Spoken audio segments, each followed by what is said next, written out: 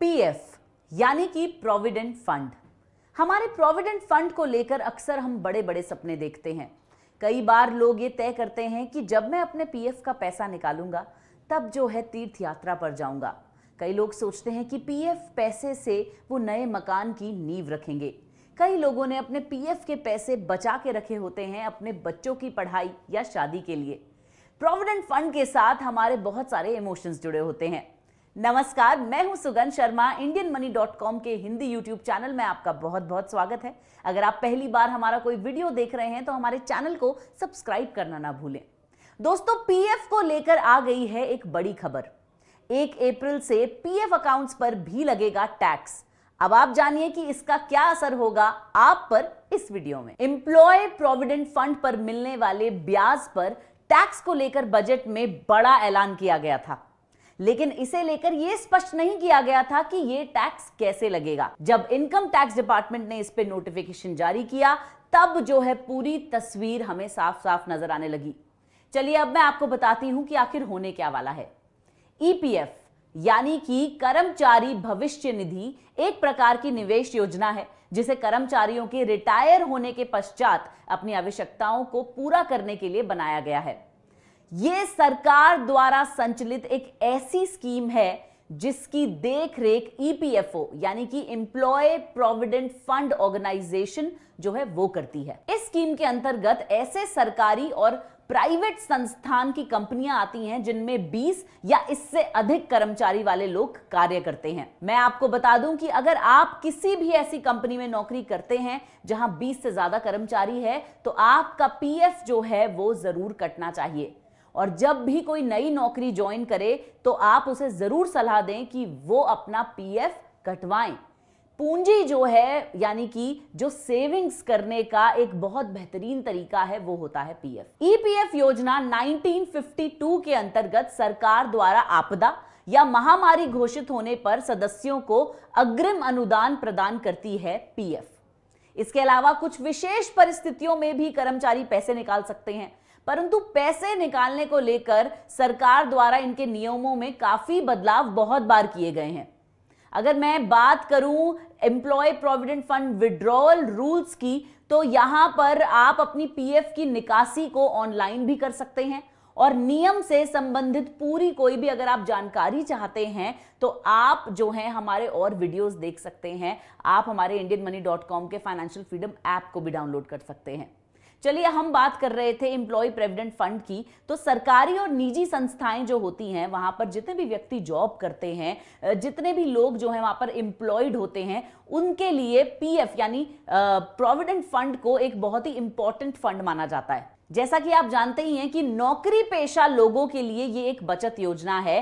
इस स्कीम के अंतर्गत नियोक्ता और कर्मचारी यानी कि आपका एम्प्लॉयर और एम्प्लॉय दोनों जो हैं प्रति माह कर्मचारी के मूल वेतन का 10% योगदान करते हैं।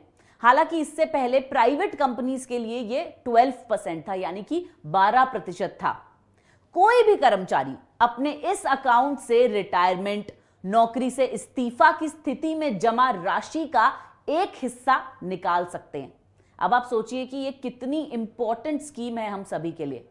यहां तक कि अगर किसी कर्मचारी को अपनी जॉब छोड़कर किसी दूसरी कंपनी को ज्वाइन करना पड़ जाता है, इस स्थिति में यह राशि जो है वो दूसरी कंपनी में ट्रांसफर हो जाती है। मतलब जितने साल आप जिंदगी में जॉब करते हैं आपका पीएफ अकाउंट जो है वो मेंटेन रहता है, आपका पीएफ जो है वो कटता रहता है। और भविष्य निधि खाते में सालाना 8.5% की दर से ब्याज भी मिलता है।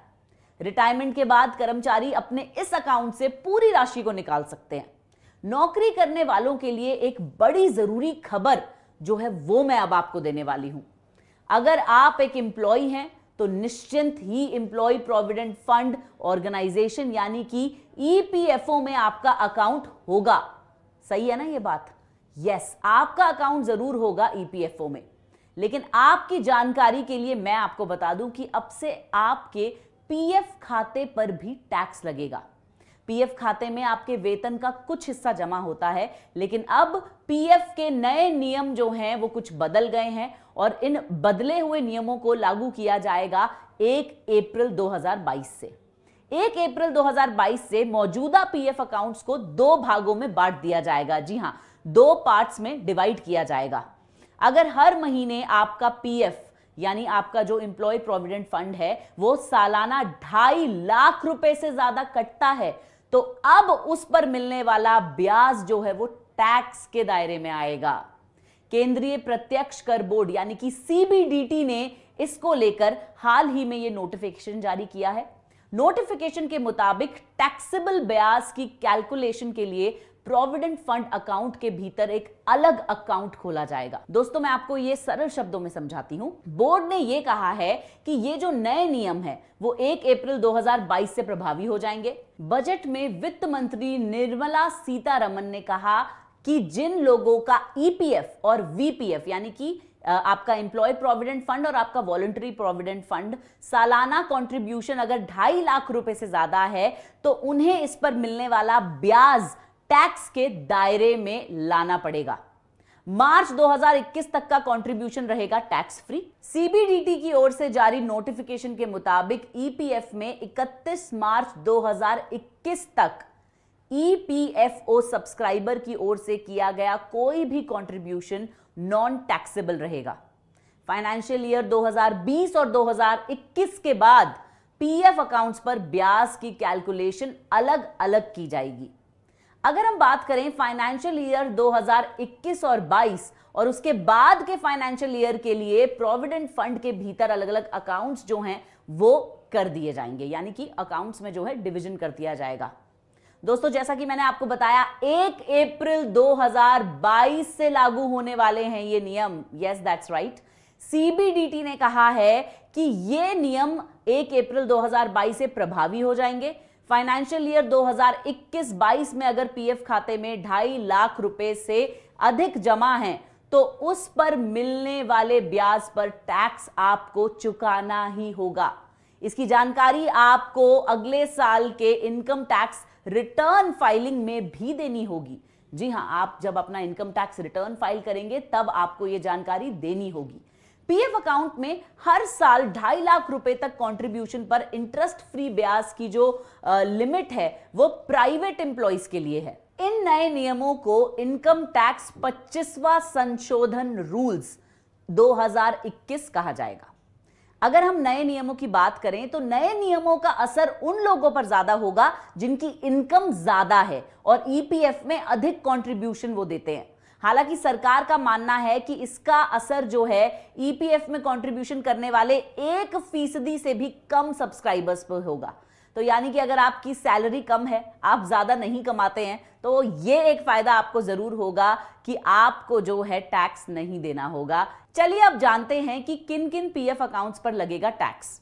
गौरतलब है कि पिछले साल सरकार ने नए इनकम टैक्स नियमों को नोटिफाई किया था और अब इसके तहत पीएफ अकाउंट्स को 2 हिस्सों में बांटा जाएगा, जो कि मैं आपको पहले भी बता चुकी हूं। इनमें केंद्र को सालाना 2.5 लाख रुपए से ज्यादा के एम्प्लॉय कंट्रीब्यूशन यानी कि जो भी आप अपने पीएफ फंड में कंट्रीब्यूट करते हैं, इसके होने की स्थिति में पीएफ इनकम पर आपकी टैक्स लगाया जाएगा। दरअसल ये जो रूल है ना, ये हाई इनकम वाले लोगों को सरकारी वेलफेयर स्कीम का फायदा लेने से रोकने के लिए बनाया गया है। जी हाँ, सरकार कहती है कि हमने ये रूल इसलिए बनाया है ताकि जो हाई इनकम लोग हैं वो सरकारी वेलफेयर स्कीम्स का जो है फायदा वो ना ले पाएं। चलिए अब एक बार और आपको बता देती हूं इन नए पीएफ नियमों के कुछ मुख्य रूल्स, कुछ मुख्य बातें। मौजूदा पीएफ अकाउंट्स को टैक्सेबल और नॉन टैक्सेबल कंट्रीब्यूशन अकाउंट्स में बांट दिया जाएगा। नॉन टैक्सेबल अकाउंट्स में उनका क्लोजिंग अकाउंट भी शामिल होगा क्योंकि इसकी तारीख 31 मार्च 2021 होती है। नए पीएफ नियम अगले वित्तीय वर्ष यानी कि नेक्स्ट फाइनेंशियल ईयर 1 अप्रैल 2022 से लागू होंगे। अब अगर हम बात करें तो एक और जरूरी बात यहां पर यह है कि सालाना 2.5 लाख से ज्यादा के एम्प्लॉय कंट्रीब्यूशन से पीएफ इनकम पर नया टैक्स लागू होगा।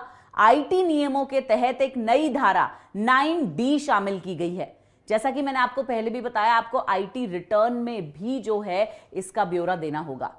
टैक्सेबल ब्याज गणना के लिए मौजूदा पीएफ अकाउंट्स में दो अलग अलग अकाउंट तो बनाए ही जाएंगे। और जैसा कि मैंने आपको बताया, ये रूल स्पेशली इसलिए लाया गया है ताकि हाई इनकम लोग जो हैं वो सरकारी स्कीम्स का फायदा ना उठाए।